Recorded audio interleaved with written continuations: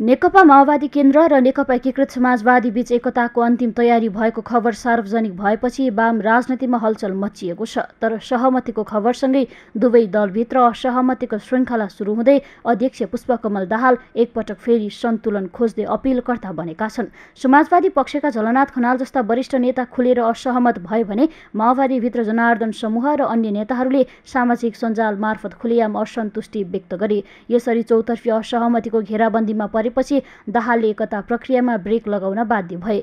दाहालले त्यसपछि सचिवालय मार्फत वक्तव्य जारी गर्दै एकताको छलफल भइरहेको तर निष्कर्षमा नपुगेको स्पष्टीकरण दिए।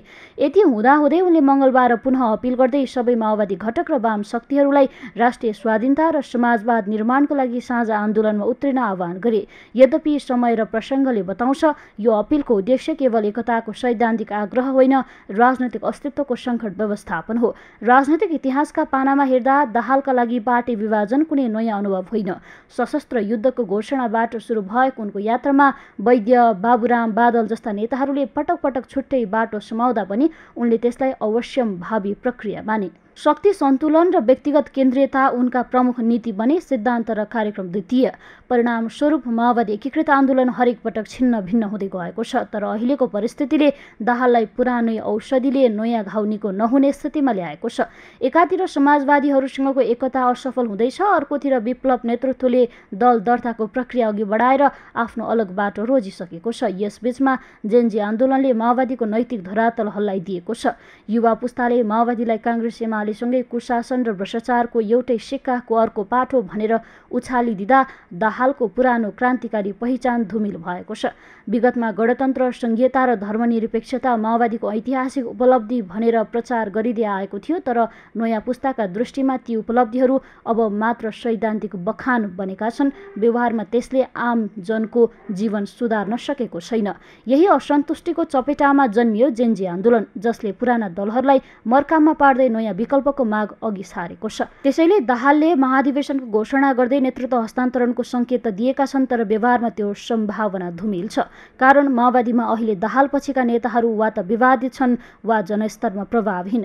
जनार्दन शर्मा समूहले नेतृत्व हस्तान्तरणको दबाव दिए पनि दाहालसँगै लामो समयदेखि रहेका अधिकांश नेताहरू सत्ता नजिकै बस्ने स्वार्थी वृत्तमा सीमित भएका छन्। सङ्गठनात्मक विस्तार ठप्प छ। युवा पुस्ता आकर्षित गर्न सक्ने अनुहार अभावमा पार्टी वृद्धहरूको जमात बनेको छ। जेनजी आन्दोलनको क्रममा चितवनदेखि काठमाडौँसम्म दाहालको निवास र परिवारमाथि भएको आक्रमण केवल घटनाक्रम होइन, विश्वासको पतनको प्रतीक हो। जनताको आक्रोश अब केवल नीति वा विचारमाथि होइन, नेतृत्वको जीवनशैलीमाथि लक्षित छ। पुष्पकमल दाहाल र उनकी छोरी गङ्गा दाहालमाथिको सार्वजनिक प्रश्नले उनीहरूको राजनैतिक नैतिकता उजागर गरेको छ। बग्ने पानीले तिर्खा मेट्दैन, खोला सुक्दा दोष बादललाई कसरी दिने। अर्को पाटोमा माओवादीसँग लामो समयदेखि निकट रहेका विप्लवले दल दर्ता गरेर अलग बाटो रोज्नु दाहालका लागि ठूलो सङ्केत हो। एकता वा साझा आन्दोलनको सबैभन्दा नजिकका सहयोगी अलगिएपछि दाहालको अपिल राजनैतिक व्याकुलताको परिणाम झैँ देखिन्छ।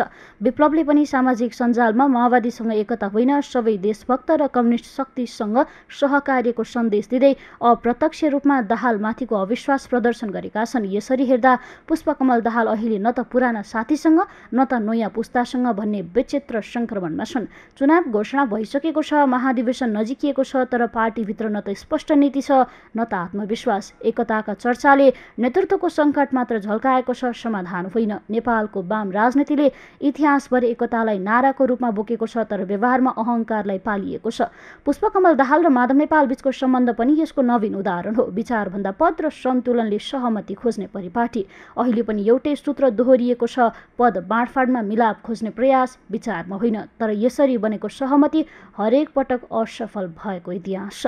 अहिलेको सन्दर्भमा दाहालको अपिलमा साझा आन्दोलनको कुरा सुनिन्छ, तर आन्दोलनको शक्ति अब सडकमा होइन, सामाजिक सञ्जाल र आम जनताको चेतनामा छ। जेनजी पुस्ताको विद्रोहले त्यो स्पष्ट गरिदिएको छ। नयाँ नेतृत्वको खोज अब अनिवार्य बनिसकेको छ। पुराना रुखमा नयाँ फल लाग्दैन भन्ने चेतावनी जनताले दिइसकेका छन्। अन्ततः दाहालका लागि अहिलेको अवस्था डुब्न नचाहनेले पौडी सिक्नै पर्छको क्षण भएको छ। न एकता सम्भव देखिन्छ, न नेतृत्व हस्तान्तरण सहज। तर समयले उनलाई न पुस्ताको तालमा आफूलाई ढाल्ने वा इतिहासको अध्याय बन्न बाध्य तुल्याएको छ। सगरमाथा टेलिभिजनका लागि एकराज वास्तुलाको रिपोर्ट।